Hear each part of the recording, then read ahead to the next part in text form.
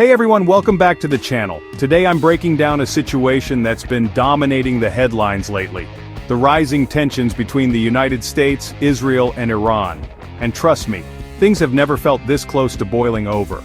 Let's start by answering why Israel and Iran are almost always at odds. It's really about two big things: nuclear weapons and influence. Israel sees Iran's nuclear program as an existential threat, especially since Iran also supports armed groups like Hezbollah in Lebanon, the Houthis in Yemen, and Hamas in Gaza. For years, Israel's been hitting Iranian targets in Syria, trying to stop weapons from getting into the hands of these groups. But recently, it's gone next level. In April 2024, something happened that had never happened before. Iran directly attacked Israel with hundreds of missiles and drones, not through proxies, but openly. That's a huge shift, and it set off alarms all over the world.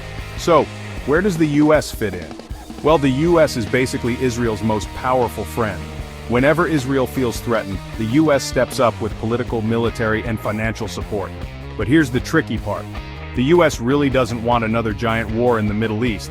They want to keep things from exploding, but there's always the risk that if Iran pushes too far, America could get pulled in deeper.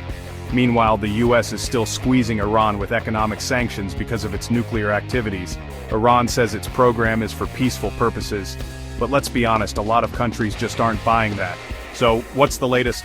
After Israel bombed Iran's consulate in Syria, Iran hit back hard, launching the biggest direct attack it's ever done.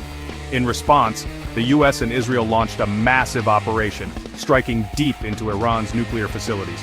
Both sides claimed major victories, but the real story is, Iran's nuclear program took a serious hit, with international inspectors confirming severe damage.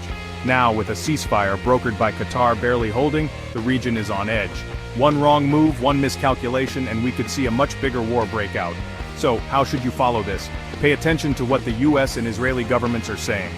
Watch out for Iran's responses and threats, and keep an eye on how groups like Hezbollah and the Houthis react.